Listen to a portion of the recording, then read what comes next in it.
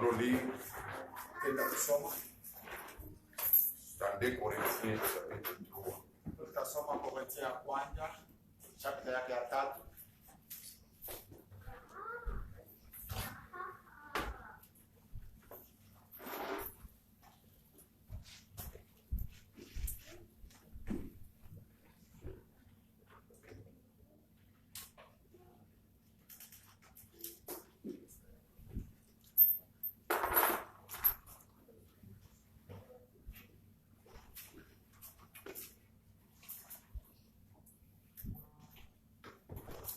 Corinthiens chapitre 3. Que chacun puisse ouvrir sa Bible pour faire la lecture de la parole. Tutasoma Korintho ya kwanza chapter yake ya 3. Akile mtu atasoma. Nous commençons par le verset 7. Tutaanzia chapter yake ya 7. 2 Corinthiens chapitre 3 verset 7. Korintho ya pili chapitre ya 7. 2 Corinthiens chapitre 3 verset 7. Korintho ya pili chapitre 7.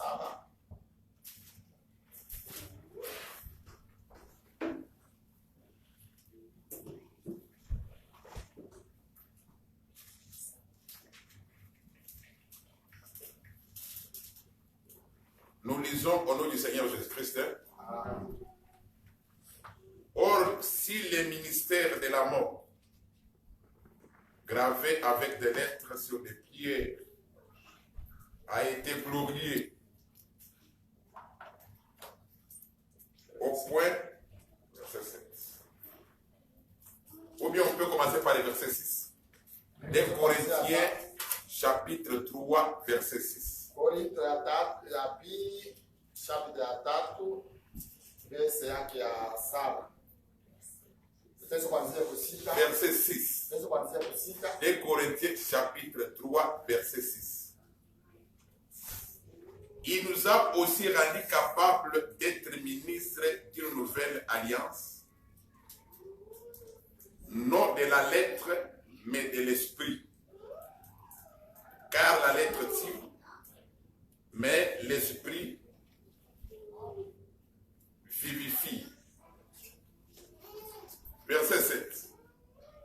Oh, si le ministère de la mort, gravé avec des lettres sur des pierres, a été glorifié, au point que le fils d'Israël ne pouvait fixer le regard sur le visage de Moïse, à cause de la gloire de son visage, bien que cette gloire était passagère. Nous lisons maintenant Genèse. Tutasoma tena Mwanzo. Genèse chapitre 16. Mwanzo chapter ya 16. Genèse chapitre 16. Mwanzo chapter ya 16. Nous commençons par le verset 1er. Tutaanzia verse ya kwanza. Nous lisons au nom du Seigneur Jésus. Sarai, femme d'Abraham, ne lui avait point donné d'enfant. Elle avait une servante égyptienne nommée Agar.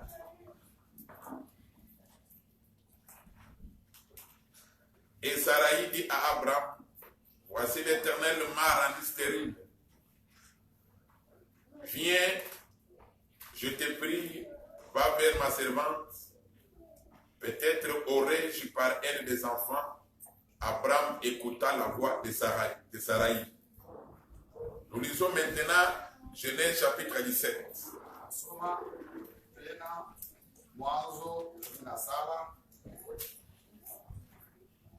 Verset 15. Verse ya 15. Dieu dit à Abraham, tu ne donneras plus à Sarai ta femme le nom de Sarai, mais son nom sera Sarah. Je la bénirai et je te donnerai d'elle un fils. Je la bénirai et elle deviendra des nations. Des rois de peuples sortiront d'elle. Abraham tomba sur sa face. Il rit et dit en son cœur, naîtrait-il un fils à un homme de 100 ans? Et Sarah, âgée de 90 ans, enfantera-t-elle? Et Abraham dit à Dieu, oh, qu'Ismaël vit devant ta face. Verset 19. Dieu dit, certainement Sarah, ta femme t'enfantera un fils. Tu l'appelleras du nom d'Isaac. J'établirai mon alliance avec lui comme une alliance perpétuelle pour sa postérité après. Amen. Amen. Que le Seigneur ajoute l'explication à la lecture de sa parole.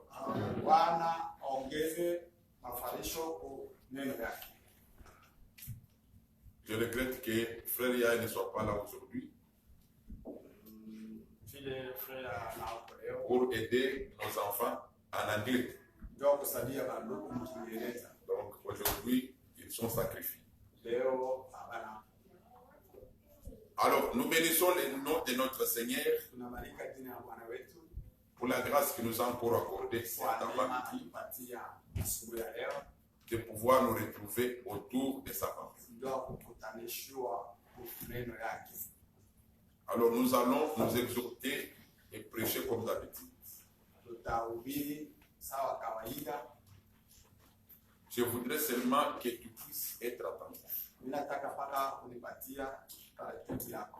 Cette parole te concerne personnellement. Le salut est individuel. Le salut est individuel. Vous savez, un exemple facile. Quand on a faim, quand on présente à manger, chacun mange pour lui-même. Aucun parent n'a jamais mangé pour ses enfants. Ou soit aucun enfant a mangé pour ses parents. La femme ne mangera jamais pour son mari. Et l'homme aussi ne mangera jamais pour sa femme. Mais quand chacun mange, il mange pour lui-même. N'est-ce pas, Église? Voilà pourquoi le salut est individuel. L'enfant peut être sauvé, mais les parents ne sont pas sauvés.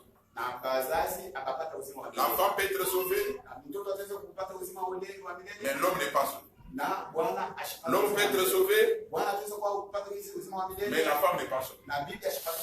Voilà pourquoi dans les choses de Dieu, c'est quelque chose d'individuel. Amen. Amen. Alors nous avions dit ceci la fois passée. Par rapport à ce que nous venons de lire, que nous ne prêchons pas la lettre, mais nous prêchons la pensée de la lettre. Voilà pourquoi le bien-aimé Paul dit, Dieu nous a rendus capables d'être ministres de la nouvelle alliance.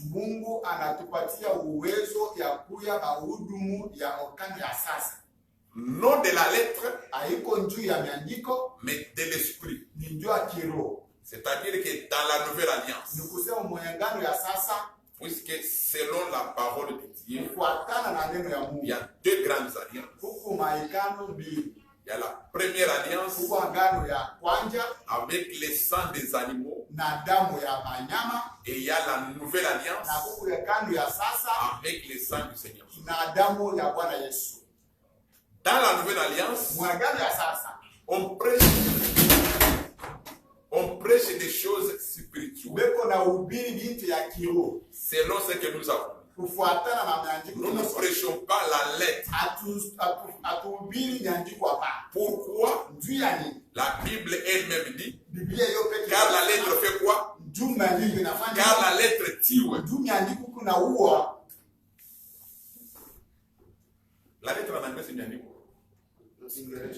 Ah bon. Donc, c'est comme Dieu, quand il avait écrit sur les tables de pierre. Le frère Paul dit ceci, que c'était le ministère de la mort. Dieu présente ces deux tables de pierre à Moïse. Sur ces tables, il y avait par exemple que le septième jour, c'est le jour direct. Ça, c'était la lettre qu'on ne peut pas prêcher aujourd'hui. Mais on prêche l'esprit du sabbat. Est-ce qu'on se comprend? Donc, Dieu avait dit, le sabbat, c'est le jour direct. Mais aujourd'hui, comme nous sommes dans la nouvelle alliance, nous n'allons pas prêcher au peuple que le sabbat, c'est un samedi. Vous ne pouvez pas, par exemple, aller au travail. Mais nous prêchons l'esprit du sabbat. Nous prêchons au peuple qu'est-ce que Dieu appelle sabbat. Puisque le sabbat, par exemple, Dieu avait dit au peuple d'Israël que vous n'allez pas travailler, vous allez vous reposer. Mais ces gens-là, du moins les jours du sabbat, du moins les jours du sabbat, d'une manière ou d'une autre, ils travaillent. Puisque Dieu leur avait dit ceci, que quand un enfant mal naît, le 8e jour, vous allez le circoncire. C'est-à-dire que vous allez compter à partir du jour où il est né. Et vous allez circoncire cet enfant. Alors si le 8e jour de l'enfant tombe le jour du sabbat, qu'est-ce que les gens font? Il circoncisaient. En circoncisant, il violait le sabbat. Donc, c'est-à-dire que bien que c'était Dieu leur avait dit de ne pas travailler le jour du sabbat, mais d'une manière ou d'une autre, il violait le sabbat, toujours par la loi de Dieu. Pour dire que aujourd'hui, on ne peut jamais prêcher aux gens la lettre. Sinon, ça ne donne pas la vie. Le Seigneur avait dit par exemple que les premiers mois de chaque année, au 14e jour, vous allez fêter la Pâque. Et voici comment vous allez fêter cette Pâque. Ça, c'était la lettre.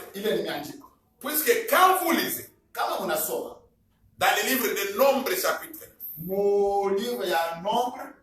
il y a eu un moment quand les enfants d'Israël étaient dans le désert. Ils devaient fêter la Pâque selon l'ordre de Dieu. Mais parmi eux, il y a eu des gens qui étaient impurs puisque leurs frères étaient morts. Alors, Moïse va consulter Dieu. Mais ces gens vont-ils fêter la Pâque? Oui ou non? Dieu va dire à Moïse ceci: si quelqu'un est impie à cause des morts, ou soit s'il est en voyage, il ne peut pas fêter la Pâque. Mais il va fêter la Pâque du deuxième mois. Donc pour dire qu'il y a une Pâque du premier mois Kuku Pasaka ya mwezi ya kwanza et il y a une Pâque du deuxième na mois. kuku Pasaka ya mwaka ya pili. Donc tout ça, c'était des lettres. Ni miandiko. On ne peut pas prêcher aux gens aujourd'hui. Abaweze kuhubiri bantu ile maneno.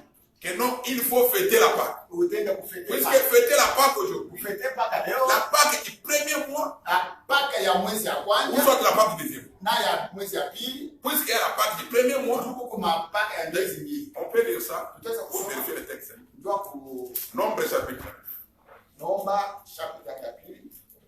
Chapitre 9. Nombre chapitre. Nombre chapitre 1. Je vais prendre seulement quelques versets. Tutabeba maverse chache.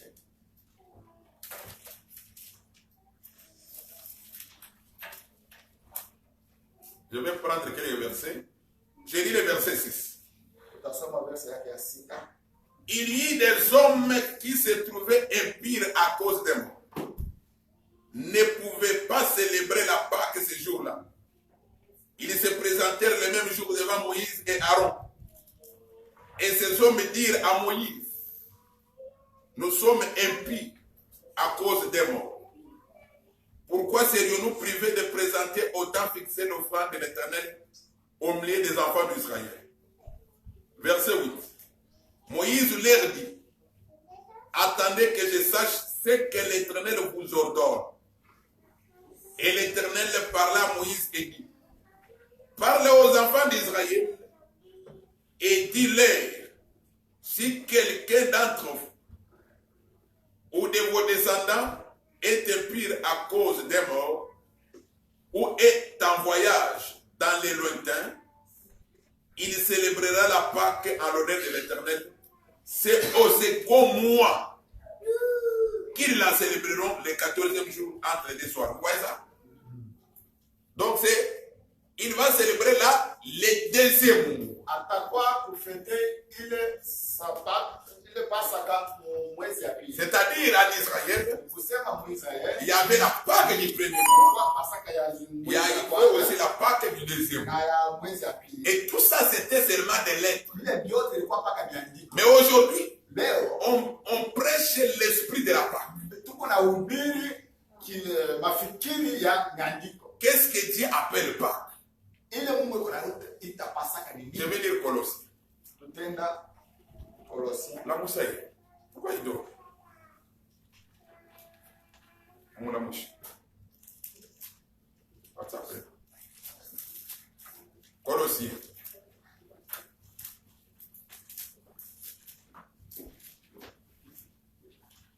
Je vais lire Colossiens, chapitre 3. Je vais lire Colossiens, chapitre 3. Au chapitre 2 plutôt. Colossiens, chapitre 2, Colossiens chapitre ya pili. verset 16. Il y a des gens qui ne lisent pas la Bible. Colossiens, chapitre 2, verset 16. L'Écriture dit ceci. Que personne donc ne vous juge au sujet du manger ou du boire, ou au sujet d'une fête, d'une nouvelle lune ou des sabbats. C'était l'ombre des choses à venir, mais le corps est à Christ. Vous voyez ça? Donc, en Israël, il y avait beaucoup de fêtes par exemple. Kusema Mwisraeli kwa mafete. Il y avait la fête de Pâques, Kwa mafete. fête des trompettes, la fête des tabernacles, et ainsi de suite. Alors, voilà pourquoi, dans la nouvelle alliance, Mwagano ya sasa. les bien-aimés Paul nous prêche Ndugu Paul na familia. que personne ne vous juge Mtu asimisamishi au sujet d'une fête, kwa ajili ya mafeti au sujet des sabbats, ya Sabato au sujet d'une nouvelle lune. ya mwezi ya sasa. Car toutes ces choses-là Bila vitu vyote étaient l'ombre des choses à venir. ni kimvuri ya Est-ce que vous comprenez? kuja. C'était l'ombre, Ilikuwa kimvuri. mais la réalité c'est en Christ. Kweli iko mkristo. Donc aujourd'hui, Ndio kwa maana ces choses-là, nous les prêchons par rapport à Christ. tuko na Biblia. Est-ce que vous comprenez? C'est par rapport à Christ qu'on prêche. Ni kupitia Kristo. C'est-à-dire que quand tu prends la lettre, kama unabeba miandiko il faut montrer au peuple l'esprit de la lettre qui est Christ. inabidi uonesha taifa kiroho au mafikiri ya maandiko ya Kristo iko ndani ya maandiko. Voilà pourquoi, Ndio kwa maana quand nous avons pris, pale tulibeba, nous rentrons d'abord dans 2 Corinthiens chapitre 3. kuna kuongea mbele ku Korintho ya pili, Là où nous avions lu précédemment, 2 Corinthiens chapitre 3.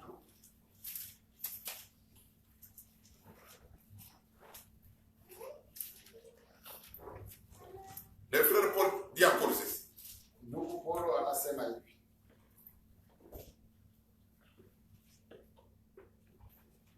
Verset 13. 3. 2 Corinthiens chapitre 3, verset 13. 2 Corinthiens chapitre 3, verset 13. Et nous ne faisons pas comme Moïse, qui mettait un voile sur son visage pour que les fils d'Israël ne fixassent pas le regard sur la fin de ce qui était passager. Mais ils sont devenus durs d'entendement, car jusqu'à ce jour, les mêmes voiles demeurent quand ils font la lecture de l'Ancien Testament.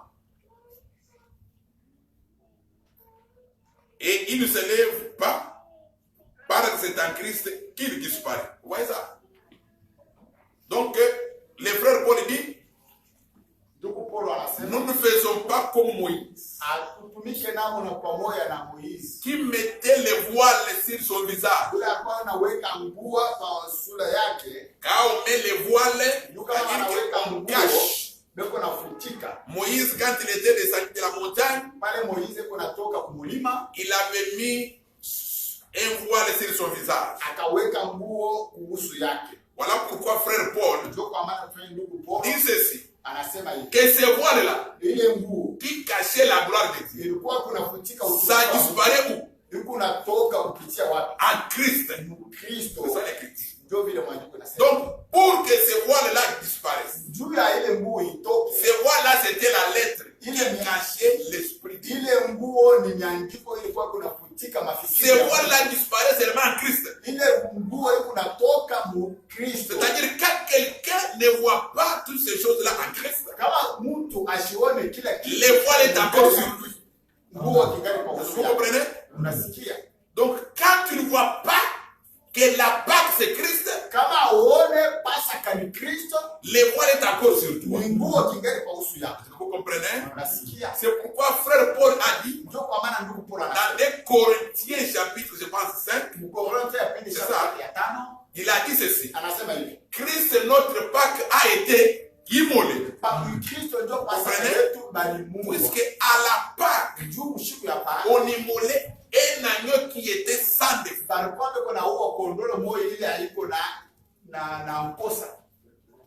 qui avait une année et qui était mâle. Voilà, quand Jésus vient, il vient comme cet agneau-là. Quand on le tue, c'est ça la Pâque. Donc aujourd'hui, nous sommes dans la Pâque. Vous se comprenez? Puisque le Seigneur est déjà mort.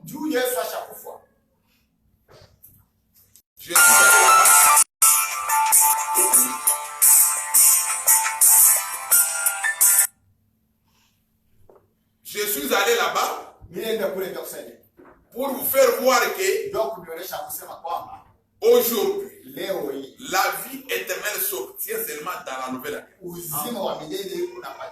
En croyant en Christ, voir toutes ces choses en Christ.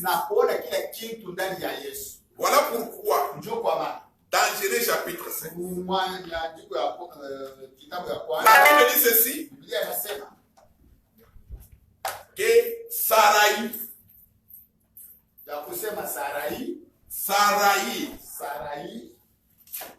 qui était la femme d'Abraham,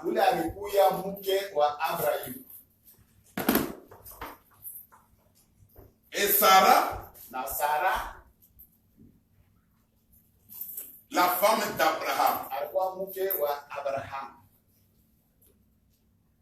Sarai ici, elle était stérile.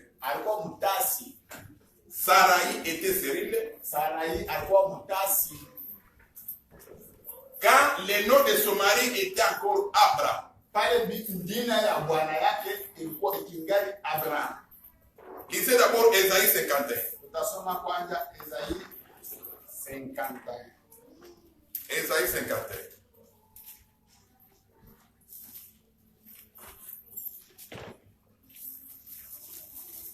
Esaïe chapitre 51.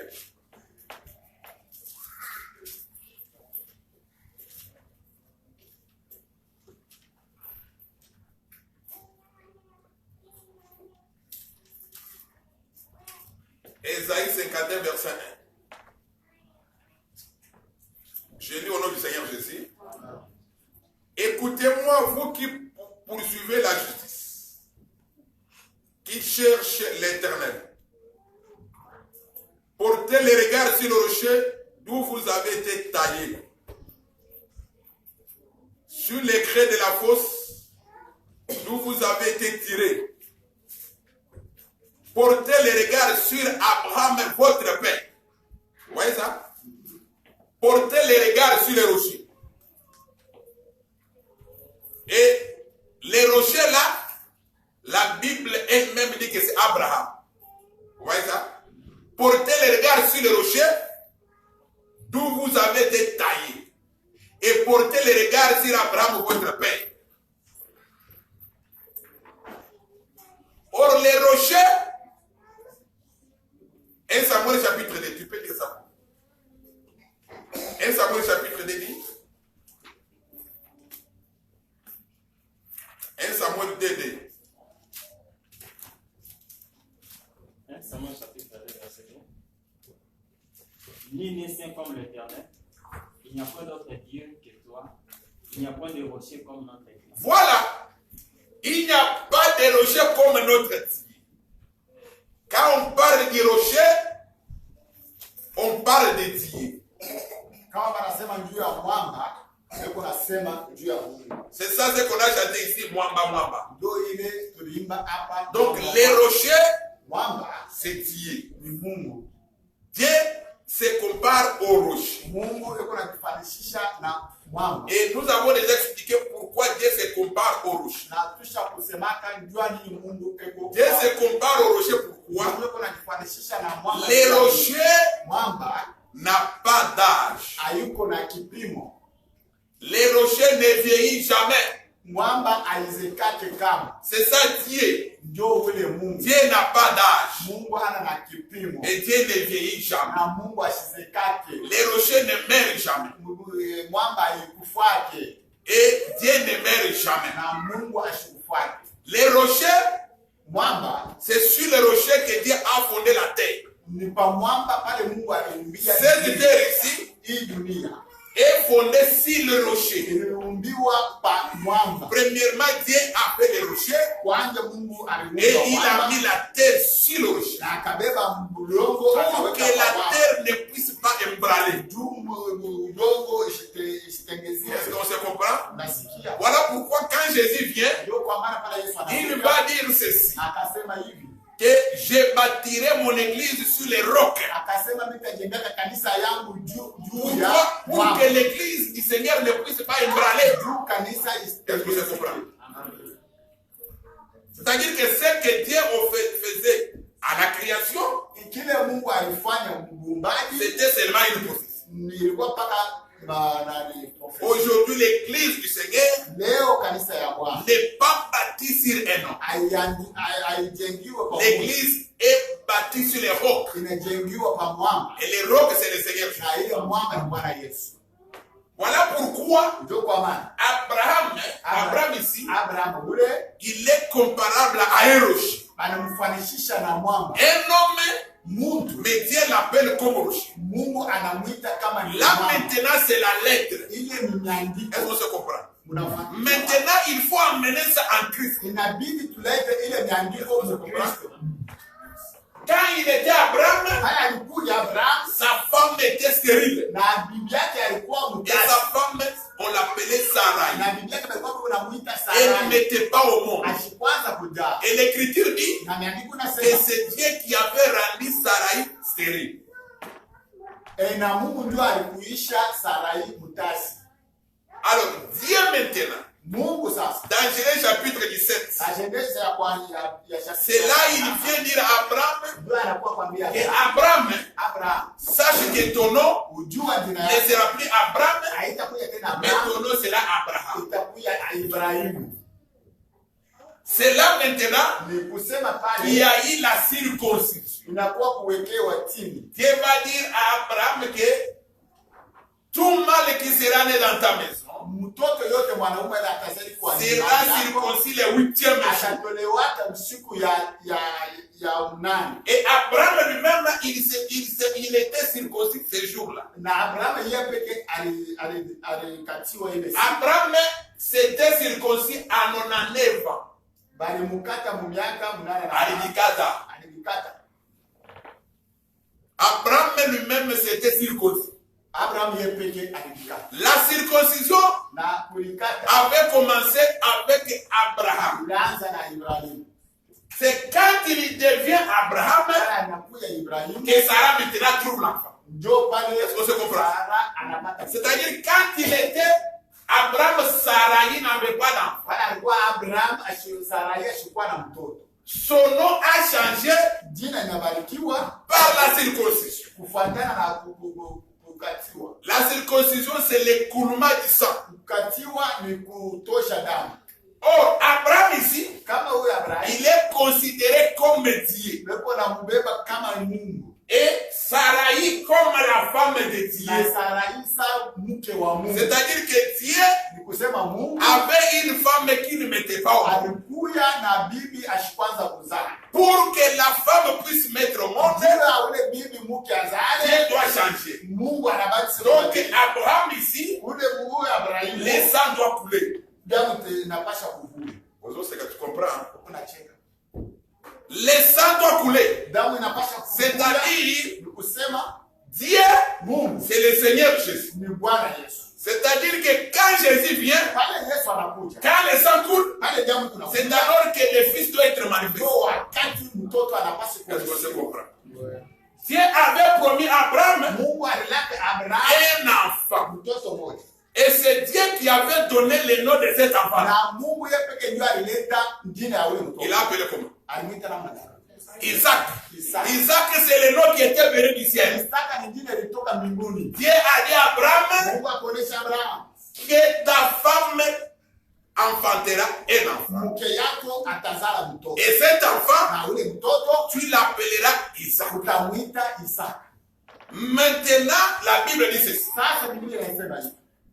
Celui qui n'a pas de fils, Ule aona na mtoto ana na maisha. celui qui a le fils là, Ule uko na mtoto. c'est-à-dire que Sarai, ni kusema huyu Sarai. quand elle était Sarai, Wala alikuwa Sarai. comme elle n'avait pas de fils, Bila ashikuwa na elle mtoto. n'avait pas la vie. Ashikuya na Est-ce qu'on se comprend? kuishi.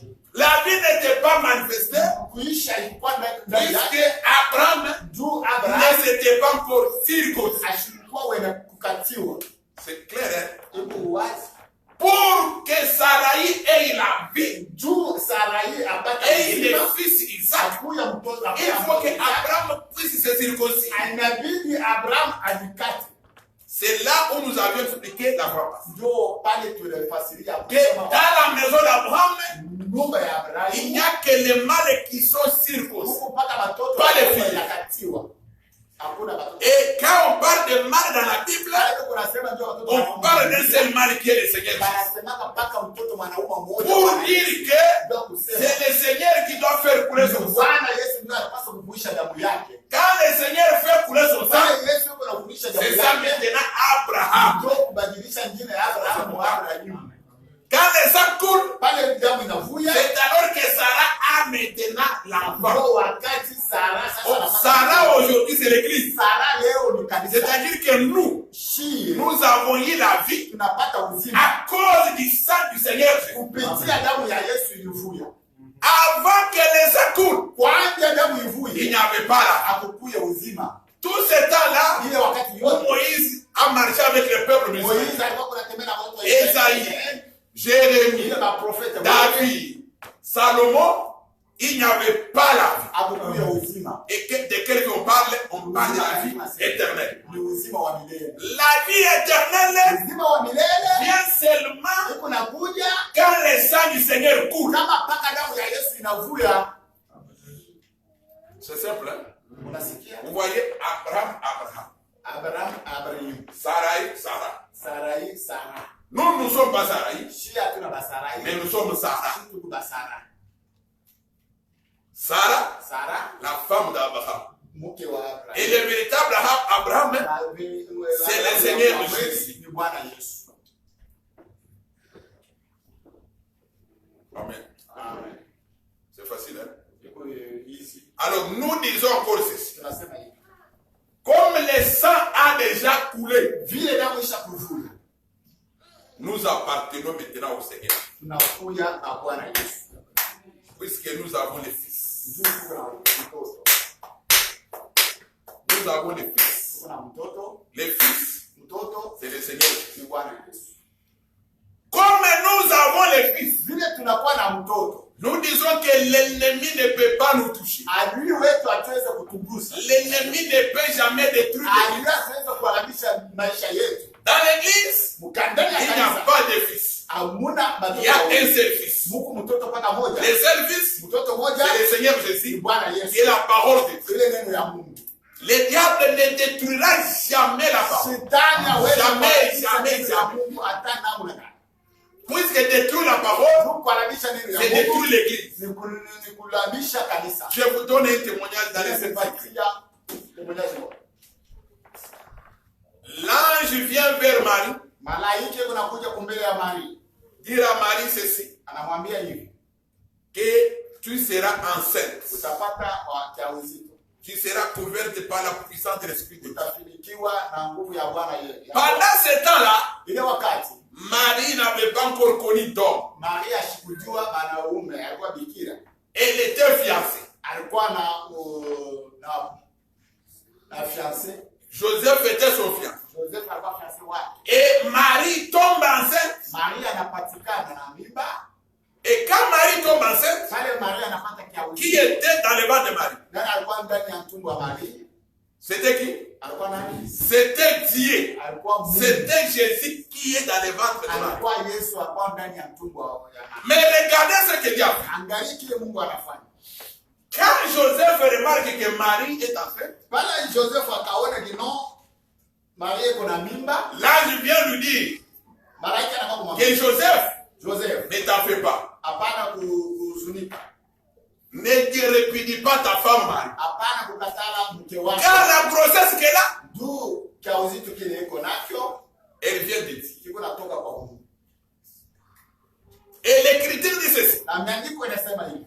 Tout le temps que Marie était grosse, Wakati yote Maria alikuwa na kiauzito, Dieu n'a pas permis que Joseph puisse toucher Marie. ashikuruhusu Joseph Joseph et Marie vivaient ensemble. alikuwa kunaisha pamoja. Puisque Joseph avait pris Marie, Juu Joseph il akabeba a fait avec Marie en Égypte. akaenda naye Mwegypte. Mais Dieu n'a pas permis que Joseph puisse toucher Marie. Mungu ashikuruhusu Joseph aguse Maria. Pourquoi? Juu ya nini? Puisque la semence de Dieu était dans Marie. Juu mbegu ilikuwa ya Mungu ndani ya Maria ilikuwa ya Vous Mungu. comprenez? Unasikia?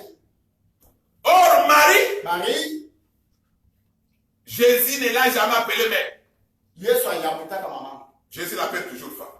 Yesu alikuwa anaita paka mama. Même un jour, Hata siku quand Marie était allée chercher Jésus qui prêchait quelque part, hata pale Maria anaenda kutafuta Yesu. quand on lui dit que ta mère te cherche, anamuonesha mama yako yuko. lui dit que non, qui est ma mère? Akasema mama. Il va dire que c'est l'église qui est la mère de Jésus. Kanisa ndio mamangu. Donc nous comprenons Unasikia kwamba que Marie, Maria qui était aussi l'image de l'église, anakuwa na yeye kimvue image ya pendant que Marie était enceinte, wakati Maria alikuwa avait en elle le fils. alikuwa na mtoto ndani yake. Aucun homme ne pouvait venir avec sa semence pour déposer encore dans Marie. Jamais. Pour dire que dans l'église, si vous êtes réellement l'église, Dieu ne permettra jamais qu'une autre semence entre en toi. Puisque Dieu garde lui-même sa semence. Juu Mungu yeye pekee kunachunga Vous mbegu comprenez? yake. Quand Dieu met sa semence en toi, Kama Mungu anaweka mbegu yake ndani il yako, est lui-même qui garde cela. eko yeye pekee kunaichunga. Il va mettre des garde-fous Ataweka vya pour kusubiria. qu'une autre personne ne vienne pas avec Mungu notre semence. mwingine achukua kuongeza mbegu nyingine. Tunafuata. Alors nous lisons maintenant Juge. Tutasoma sasa Amos.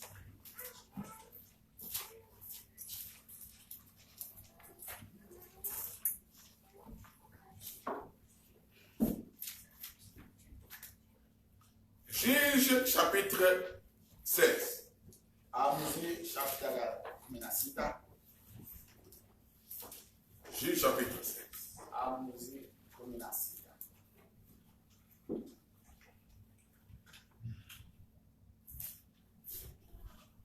Verset 18. Verset 18. Delilah, voyant qu'il lui avait ouvert tout son cœur, envoya appeler les princes des Philistins et leur fit dire, montez cette fois, car il m'a ouvert tout son cœur. Et les princes des Philistins montèrent vers elle et apportèrent l'argent dans leurs mains. Elle l'endormit sur ses genoux et ayant appelé un homme, elle rasa les 7 tresses de la tête de Samson et commença ainsi à les dompter. Il perdit sa force. Elle dit alors, les Philistins sont sur toi. Samson, il se réveilla de son sommeil et dit, je m'en tirerai comme les autres fois et je me dégagerai. Il ne savait pas que l'Éternel s'était retiré de lui. Verset 22. Cependant, les cheveux de sa tête recommencèrent à croître depuis qu'il avait été rasé. Je relis le verset 21. Les Philistins le saisirent et lui crevèrent les yeux. Et ils les firent descendre à Gaza et les lièrent avec des chaînes d'airain. Ils tournaient la mêle dans la prison. Amen. Amen. Nous avions dit que Tunasema hivi, nous ne prêchons pas la lettre, hatuhubiri nyandiko. mais nous prêchons l'esprit de la lettre. Tunahubiri mafikiri iko ndani ya nyandiko. Voilà pourquoi Samson, Ndio kwa maana Simshona qui était aussi un enfant prophétique, alikuwa na yeye mtoto nabii. voilà pourquoi je vous ai dit la semaine passée, Ndio kwa maana mimi nimeambia juma ilipita. Sarai qui était stérile, Sarai yule alikuwa mtasi. la mère de Samson était aussi stérile. Mamake ya Samsoni alikuwa na yeye mtasi. Anne stérile, Ana na yeye alikuwa mtasi. Elisabeth stérile. Na Elizabeth alikuwa mtasi. Ces femmes ici, Bale hapa banamuke Dieu les avait rendues stériles. ni Mungu yeye pekee alibakafanya Mais quand elles mettent au monde, bale bakazaa c'est toujours le mal. mpaka banaume. Voilà pourquoi nous vous avions dit Ndio kwa maana que tunaambia c'était quelque chose de prophétique. ilikuwa kitu ya kinabii. Tout le mal qu'il mettait au monde Watoto wanaume wote était l'image du Seigneur Jésus. ilikuwa image ya Bwana Yesu. Voilà pourquoi, Ndio kwa maana quand nous parlons de Samson, kama tuko nasema juu ya Samson, nous lisons la lettre. kuna soma nyandiko. La lettre dit ceci, Nyandiko ikasema que Samson était un homme fort. Samson alikuwa mtu wa nguvu. Il tuait beaucoup de gens. Alikuwa kuna uua bantu bamingi. Il tuait les Philistins. Alikuwa kuna uua Bafilistano. On n'a jamais connu un homme fort comme Samson. Atiaona mtu wa nguvu sa Samson. Mais sa force Na nguvu yake était dans la chevelure. ilikuja ndani ya nywele yake. Alors Samson ici Samson huyo était devenu un homme simple à cause de son épouse. alikuja mtu moja wa bure juu ya mke wake. Lui-même s'était vendu, Yeye peke akajujisha. puisque personne ne connaissait le secret des hommes. Jua kukuya mtu alijua Lui-même s'est vendu. yeye peke Il a révélé son secret à sa femme. kuonesha asili yake kwa mke wake. Il a dit ceci, Akaambia mke wake hivi, que ma force nguvu c'est yangu la chevelure. ni nywele. Si on me rase, Kama bakaninyoa je serai un homme simple. nitakuja mtu wa vile. Alors, quand on l'a rasé, Pale banamnyoa nywele il est devenu un homme simple. anakuja mtu yote On yote. lui a même crevé les yeux. Akamua macho. Samson ne voyait plus. Samson On lui a crevé les yeux akamtosha macho par les Philistins. kwa Wafilisti. Voilà pourquoi nous avions dit Ndio kwa maana tunasema hivi. que le véritable Samson, Samson wa kweli c'est Dieu lui-même. ni Mungu yeye. Dieu, Mungu pendant le temps de la loi, wakati ya sheria il était un Dieu fort qui tuait les gens. alikuwa Mungu wa nguvu. Aujourd'hui, Dieu ne tue plus. Hein? Vous savez ça? Leo Mungu ashiriki. Aujourd'hui, tu peux faire ce que tu veux. Tuweza kufanya kila kitu. Tu peux injurier les gens. Tuweza kuchambula. Tu peux faire tout ce que tu veux. Tuweza kufanya kila kitu. Dieu n'agit pas, ne réagit pas. Ashiweza Pourquoi?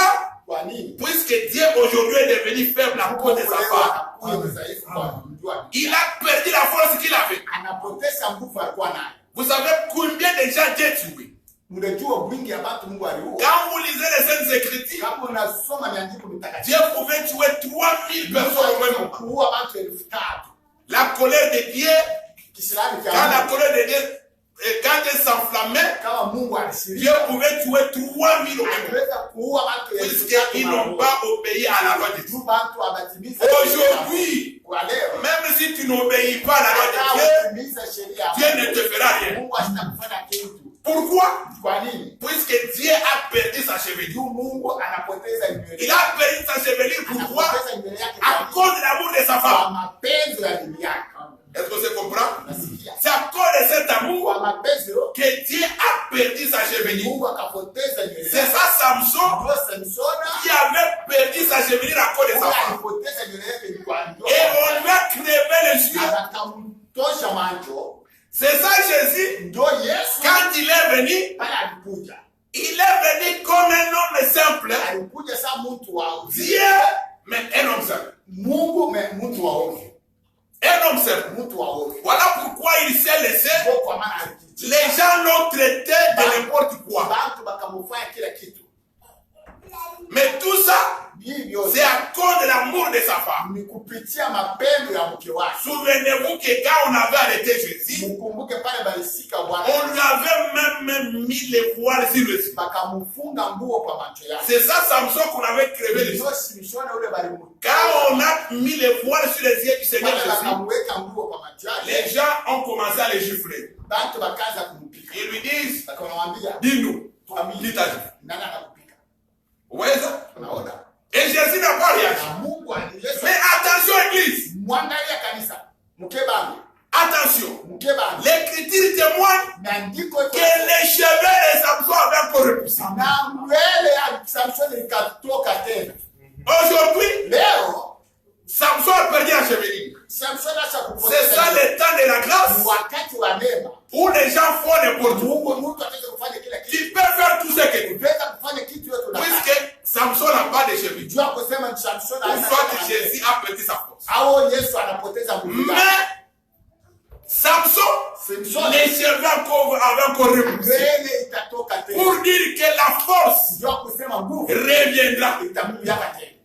Cette force de tuer, Ile nguvu ya de kuua, frapper, de juger ya reviendra. kuua na kugumu itakuja tena. Voilà pourquoi quand Samson, Ndio kwa maana Samson ses cheveux avaient repoussé, pale nywele ya écoutez ce que l'Écriture dit. sikia vile maandiko nasema. Écoutez ce que l'Écriture dit. Sikia vile maandiko nasema. Juge 16, Aamuzi chapter 16 verset 22. verse yake ya 12. Cependant, les cheveux de sa tête recommençaient à croître depuis qu'il avait été rasé. Or, les princes des Philistins s'assemblèrent pour offrir un grand sacrifice à Dagon, leur Dieu. Et pour se réjouir, ils disaient, notre Dieu a livré entre nos mains Samson, notre ennemi. Et quand le peuple le vit, ils célébraient leur Dieu en disant, notre Dieu a livré entre nos mains notre ennemi, celui qui ravageait notre pays et qui multipliait nos morts. Dans la joie de leur cœur, ils dirent, qu'on appelle Samson et qui nous divertissent. Ils firent sortir Samson de la prison, ils joua devant eux, ils les placèrent entre les colonnes. Et Samson dit au jeune homme qui les tenait par la main, laisse-moi afin que je puisse toucher les colonnes sur lesquelles repose la maison et m'appuyer contre elle. Verset 27. La maison était remplie d'hommes et de femmes. Tous les princes des Philistins étaient là. Il y avait sur les toits environ 3000 personnes, hommes et femmes, qui regardaient Samson jouer. Alors Samson invoqua l'Éternel et dit, Seigneur éternel, souviens-toi de moi, je t'ai pris au Dieu. Donne-moi de la force seulement cette fois, et que d'un seul coup, je tire vengeance des Philistins pour mes deux yeux. Et Samson embrassa les deux colonnes du milieu. Sur lesquelles reposait la maison, et il s'appuyait contre elle. L'une était à sa droite et l'autre à sa gauche. Samson dit que je meurs avec les Philistins. Il se pencha fortement et la maison tomba sur le prince et tout le peuple y était. Ceux qu'il fit périr à sa mort furent plus nombreux que ceux qu'il avait tués pendant sa mort. Vous voyez? Beaucoup de choses à dire. Quand les cheveux de Samson avaient repoussé, Samson, les Philistins avaient fait de Samson un jouet. Puisqu'il avait perdu la chevelure. Aujourd'hui, les Seigneurs Jésus. Vous savez que les gens ont fait du Seigneur Jésus un jouet. Un jouet aujourd'hui. Les gens, s'il y a la personne qui est beaucoup négligée, c'est le Seigneur Jésus. C'est la parole qui est beaucoup négligée. Les gens s'en foutent de la parole. Les gens ne lisent même pas. Les gens ne m'ont pas le temps d'aller à l'église. Mais les gens ont le temps de faire autre chose. Aujourd'hui, le Seigneur Jésus est devenu comme un jouet. Le nom du Seigneur Jésus n'a plus de valeur aujourd'hui. Tout ça, c'est puisque le Seigneur a perdu sa force. Mais quand sa force va revenir, comme les cheveux de Samson qui avaient repoussé, l'Écriture dit que les gens que Samson avait tués, quand les cheveux avaient repoussé, étaient plus nombreux que les gens qui l'avaient tué. Pour dire que quand le Seigneur va récupérer sa force, les gens qui vont passer par les jugements seront plus nombreux que les gens que Dieu avait tués avant. Voilà pourquoi, bien aimé, il est impérieux pour toi aujourd'hui de craindre Dieu. Il faut craindre Dieu. Si tu ne crains pas le Seigneur, les jugements du Seigneur seront sur vous. Je vais vous dire une chose. Même si quand tu seras déjà mort, le Seigneur va te résister pour te frapper. Puisque les jugements du Seigneur seront pour les gens qui seront vivants et pour les gens qui seront déjà morts. Le Seigneur va ressusciter tous ceux qui seront morts déjà et les gens qui seront vivants pour qu'ils passent au jugement. Voilà pourquoi il est important pour toi, pour que tu puisses craindre Dieu. La crainte de Dieu seul va faire en sorte que tu puisses échapper à la colère. Que Dieu te bénisse. Nous allons mettre.